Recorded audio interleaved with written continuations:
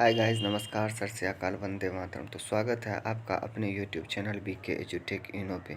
आज हम लोग प्राथमिक शिक्षकों में भरे जाएंगे पद, यानी कि शिक्षक के बहाली से संबंधित बातों को जानेंगे।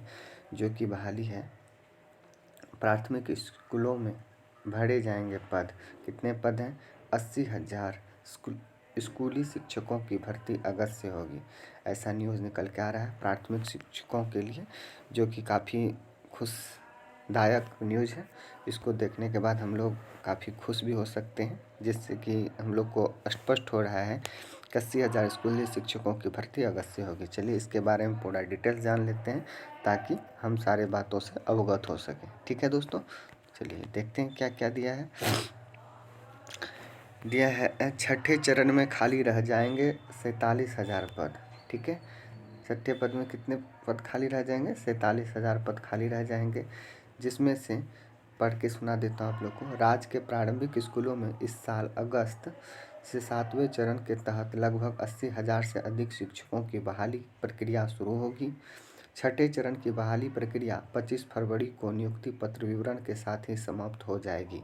इसके बाद शिक्षा विभाग 7वें चरण की बहाली के लिए जिला से रोस्टर के हिसाब से रिक्तियां लेंगे, यानी कि 25 फरवरी को छठे चरण की जो है पूरी बहाली प्रक्रिया समाप्त हो जाएगी। इसके तुरंत बाद 7वें चरण की बहाली के लिए जिला को रोस्टर भेजने के हिसाब से रिक्तियां देखे जाएंगे। इसके बाद नियुक्तियां कराई जाएगी। ठीक है, इसमें क्या है, छठे चरण में जो है अभी 90,762 प्रारंभिक शिक्षकों की बहाली प्रक्रिया चल रही है।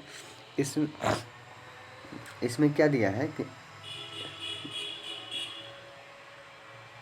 चल रही है, इसमें 2 फेज में काउंसलिंग के बाद 38,000 अभ्यर्थी चयनित हो चुके हैं।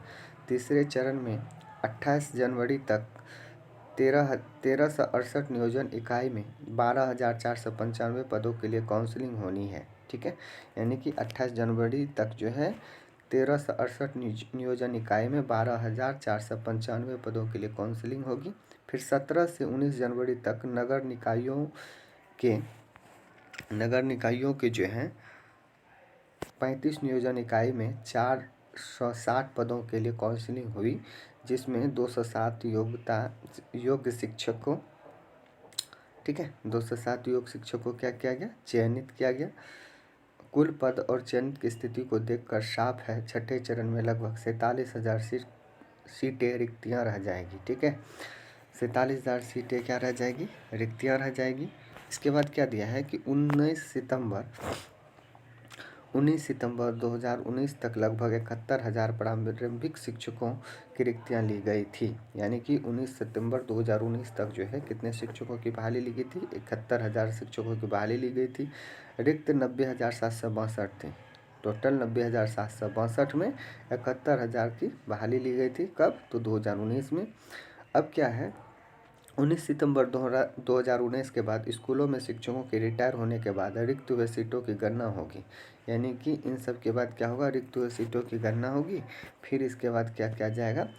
छठे चरण में रिक्त वाली लगभग 47,000 सीट को जोड़ने के बाद रिक्तियाँ लगभग 80,000 से अधिक होने की संभावना है। ये हम लोग के लिए काफ़ी इम्पोर्टेंट है कि ये छठे चरण के नियोजन के बाद जो 47,000 सीट बाकी रह जाएगा, खाली रह जाएगा, और जो रिटायर्ड टीचर होंगे उन सीटों को जोड़कर 80,000 लगभग प्राथमिक शिक्षकों की बहाली होने की संभावना जताई जा रही है। चलिए इसमें देखते हैं आगे क्या दिया गया है, जिससे कि स्पष्ट हो सके। छठे चरण में खाली रहेंगे 47,000 पद, जैसा कि मैंने पहले देख के पढ़ा के बताया आप लोग को, इतना पद खाली रह जाएंगे। शिक्षा विभाग प्रारंभिक स्कूल में 7वें चरण के तहत शिक्षकों की बहाली की तैयारी शुरू कर दी है।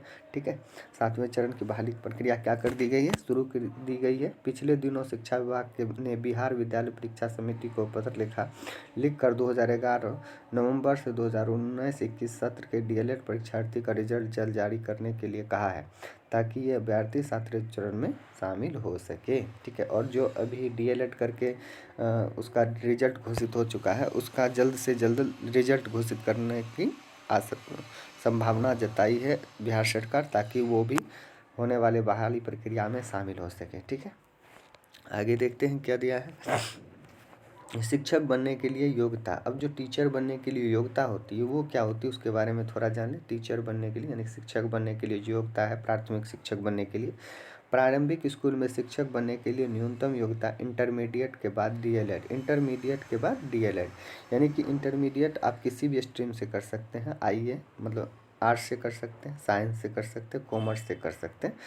इसके बाद आपको डीएलएड या सीटीईटी या समकक्ष डिग्री होनी चाहिए आपके पास। इसके साथ ही टीईटी या सीटीईटी उत्तीर्ण आवश्यक है। यानी कि अगर आप डीएलएड कर लिए हैं, डीएलएड का डिग्री आपके पास है, इसके बाद आपको क्या होना चाहिए, सीटेट का डिग्री होना चाहिए, सीटेट पास आउट होना चाहिए। ओबीसी के लिए कितना नंबर है, तो ओबीसी के लिए 82 नंबर और जनरल के लिए 90 नंबर। ठीक है, जनरल के लिए 90 नंबर, ओबीसी के लिए 82 नंबर होना चाहिए। इसके बाद आप जो है सीटेट पास आउट कहलाएंगे। इसके बाद देखते हैं शिक्षण प्रशिक्षण के लिए राज्य 66 सरकारी संस्थान, यानी कि शिक्षण प्रशिक्षण डीएलएड करने के लिए जो है टोटल सरकारी संस्थान कितने हैं, 66 हैं। ठीक है, चलिए आगे देखते हैं।